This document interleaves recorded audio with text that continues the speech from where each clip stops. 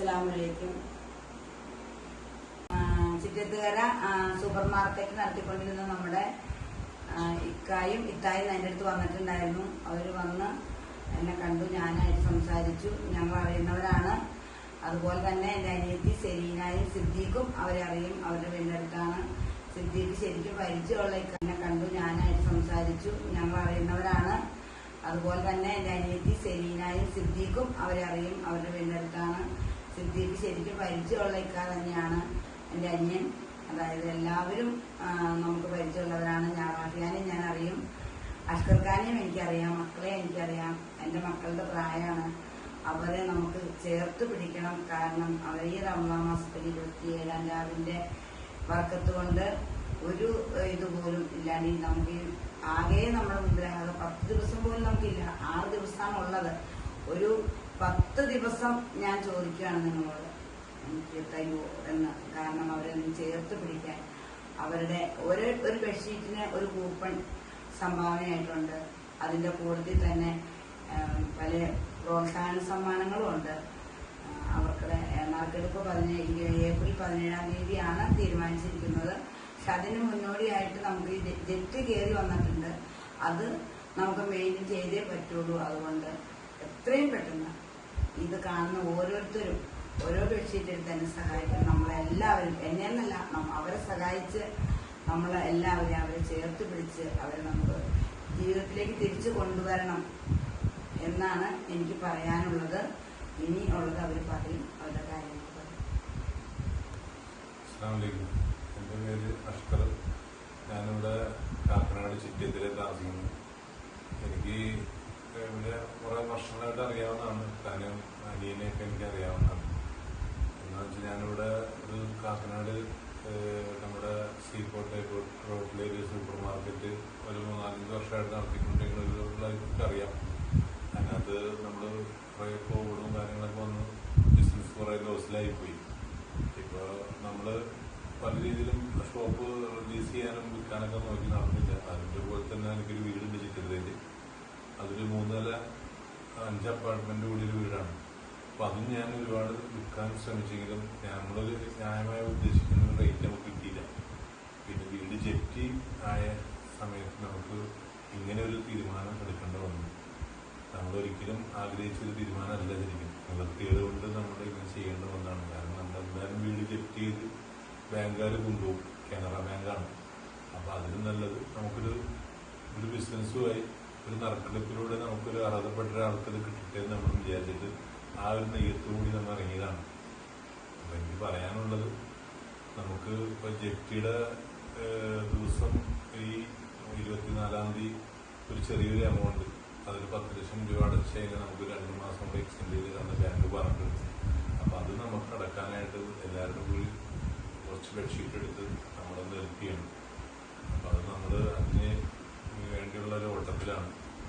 നിങ്ങളാൽ കഴിയാവുന്നവർ 1-2 ബെഡ്ഷീറ്റ് എടുക്കാം. ഞങ്ങളൊരു ഹെൽപ്പ് ചെയ്യാം.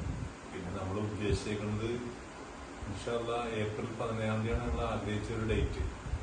ആ ഡേറ്റിൽ എടുക്കണമെന്ന് തന്നെ നമ്മളിപ്പോഴും ആഗ്രഹിക്കുന്നത്. എല്ലാം പഠിച്ചുകൊണ്ടേ ഇരിക്കുന്ന കാര്യങ്ങളാണ്. കാരണം നമുക്കൊരു 50,000 ബെഡ്ഷീറ്റ് വിറ്റ് പോയാലാണ് നമുക്ക് നറുക്കെടുപ്പിലൂടെ നമുക്കിതൊരു ഏതൊരു ഒരാൾക്ക് അർഹതപ്പെട്ട ഒരാൾക്ക് കൊടുക്കാൻ പറ്റും. അതിൻ്റെ എല്ലാവരും സപ്പോർട്ട് വേണം. അതിന് മുന്നോടിയായിട്ട് നമുക്ക് ബാങ്കിനെ ഒന്ന് പിടിച്ചു നിർത്താനായിട്ട് ഒരു കുറച്ച് ബെഡ്ഷീറ്റ് എമർജൻസി ആയിട്ട് വിൽക്കണം.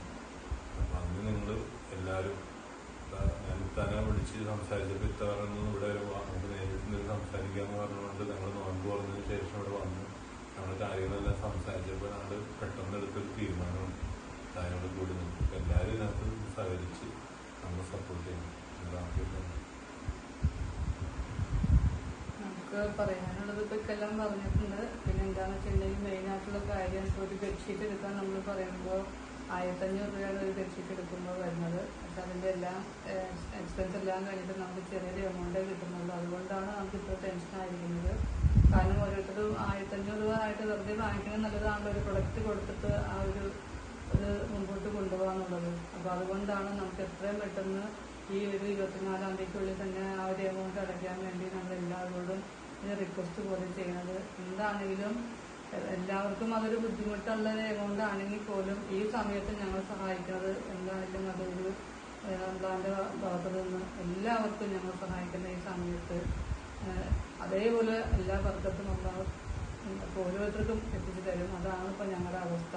അതുകൊണ്ട് എല്ലാവരോടും ഞാൻ വീണ്ടും പറയുകയാണ്, നമ്മൾ ഒരിക്കലും കൈവിടാതെ ഓരോരുത്തരോടും ഈ സമയത്ത് ഞാൻ എൻ്റെ സങ്കടങ്ങൾ പറയുകയാണ്. എന്നെയും ഞങ്ങളുടെ 2 മക്കളെയും ഞങ്ങളുടെ കുടുംബത്തിനെ എല്ലാവരും ഒന്ന് ചേർത്ത് നിർത്തും. നിങ്ങളുടെ ഒരു കുടുംബത്തിലെ ഒരു അംഗമായിട്ട് ഞങ്ങൾ കാണുമെന്ന് ഞാൻ വിശ്വസിക്കണം. കാരണം അതാണ് ഇപ്പം ഞങ്ങളുടെ അവസ്ഥ. കാരണം എല്ലാം കൈവിട്ട് പോയിക്കൊണ്ടിരിക്കുകയാണ്. അപ്പോൾ ഒന്നിനും ഒരു പരിഹാരം അല്ലാത്ത കാരണം നമ്മൾ എന്തായാലും ഈ ഒരു സിറ്റുവേഷൻ വന്നപ്പോൾ ഈ ഒരു ലെവലിലെത്തി നിൽക്കുകയാണ്. ഇനിയും നമ്മൾ ഒരു വിഷമങ്ങൾ എല്ലാവരും കണ്ടില്ല എന്ന് വെച്ചിട്ടുണ്ടെങ്കിൽ ഇനി അങ്ങോട്ട് എന്താണ് സംഭവിക്കാൻ പോകുന്നതെന്ന് നമുക്കറിയില്ല. അതായി നമ്മുടെ സിറ്റുവേഷൻ. ഇതെല്ലാവർക്കും എപ്പോഴും മൊത്തത്തിലുള്ള കാര്യം തുറന്ന് പറയാനും പറ്റില്ല. അതുകൊണ്ട് കേൾക്കുന്ന ഓരോരുത്തർക്കും ഞങ്ങളുടെ വിഷമങ്ങൾ മനസ്സിലായെന്ന് തോന്നുന്നു. തായും അതേപോലെ എല്ലാവരും നമ്മൾ ചേർത്ത് പിടിക്കുന്ന ഓരോരുത്തരോടും എന്നും ഞങ്ങൾ കടപ്പെട്ടിരിക്കുകയാണ്. അത്രേ പറയാനുള്ളൂ. എല്ലാവരും ഈ വോയിസ് കേൾക്കുന്ന അല്ലെങ്കിൽ ഈ വീഡിയോ കാണുന്ന ഓരോരുത്തരും കൈവിടല്ലേ എന്ന് മാത്രം ഞങ്ങൾക്ക് പറയാനുള്ളൂ. ഈ ഒരു റമദാൻ മാസത്തിൽ ഈ 27ാമിന്റെ ബർക്കത്ത് കൊണ്ട് അത് ഞങ്ങളെല്ലാവരും കൈവിടില്ല എന്നുള്ളൊരു ഉറച്ച വിശ്വാസത്തോടുകൂടി അള്ളാഹിനോട് ദുആ ചെയ്തുകൊണ്ട് ഞാൻ പറയാനുള്ളത് ഇത്രയേ ഉള്ളൂ. ഇത് നമുക്ക് ഈ 1500 രൂപ എന്ന് പറഞ്ഞിട്ടുണ്ടെങ്കിൽ നമ്മളൊരു ബെഡ്ഷീറ്റ് 80% കോട്ടൺ ബെഡ്ഷീറ്റാണ്. ഫാമിലി പോയിട്ട് അതിൻ്റെ കൂടെ 2 പില്ലോ കവറുണ്ട്. ഇത് നമ്മൾ 18% GST അടക്കുന്നുണ്ട്. നമ്മൾ അതായത് 270 GST അടക്കുന്നുണ്ട്. അത് കൂടാണ്ട് തന്നെ ഇത് ഇന്ത്യയിൽ എവിടെ നമ്മൾ ഫ്രീ ഡെലിവറി ചെയ്യുന്നുണ്ട്. ഫ്രീ ആയിട്ട് ഡെലിവറിയാണ്. അതും പിന്നെ സർവീസ് ചാർജ്, പാക്കിങ് എല്ലാം കഴിഞ്ഞിട്ടുള്ള കിട്ടുന്ന ഒരു പ്രോഫിറ്റാണ് നമുക്ക് കിട്ടുന്ന ഒരു അസറ്റ്. അതുകൊണ്ടാണ് നമ്മൾ ഈ വീടിന്റെ ലോണും കാര്യങ്ങളൊക്കെ വഹിക്കുന്നത്. അതുകൊണ്ടാണ് നമുക്ക് ഇത്രയും പീസ് വിൽക്കേണ്ടി വന്നത്. 5000 പീസ് വിൽക്കണമെന്ന് പറയുന്ന കാരണം അതാണ്. പിന്നെ ഇത് എടുക്കേണ്ട സംഭവം എന്ന് വെച്ചാൽ താഴെ കാണുന്ന നമ്പറിൽ ഐ അടിക്കുക. ഐ അടിക്കുമ്പോൾ അതിനകത്ത് നമ്മുടെ ഫോർമാലിറ്റീസ് കംപ്ലീറ്റ് അതിനകത്ത് പേയ്മെന്റ് ചെയ്യുന്ന കാര്യങ്ങളെല്ലാം അതിനകത്ത് ഡീറ്റെയിൽസും കാര്യങ്ങളൊക്കെ ഉണ്ട്. അപ്പോൾ എല്ലാവരും എത്രയും പെട്ടെന്ന് സഹകരിച്ച് ഞങ്ങളെ സപ്പോർട്ട് ചെയ്യുക.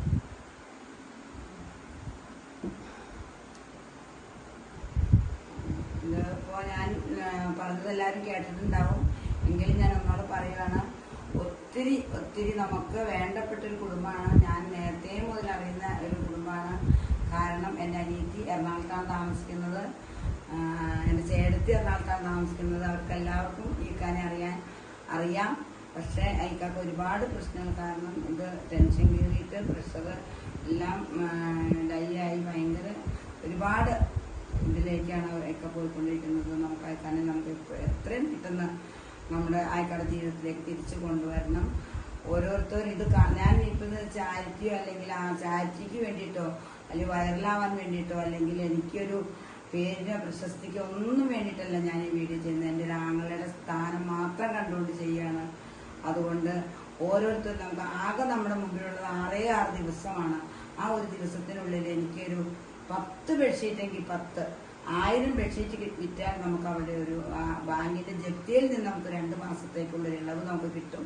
അത് ചെയ്ത് കൊടുത്തേ പറ്റുള്ളൂ. കാരണം അത്രയും അവശതയിലാണ് ആ കുടുംബം നിൽക്കുന്നത്. എനിക്ക് സഹിക്കാൻ പറ്റാതില്ല. അപ്പോഴാണ് എൻ്റെ കയ്യിൽ ഒന്നുമില്ല കൊടുക്കാൻ. ഉണ്ടെങ്കിൽ ഞാൻ കൊടുത്തേനെ.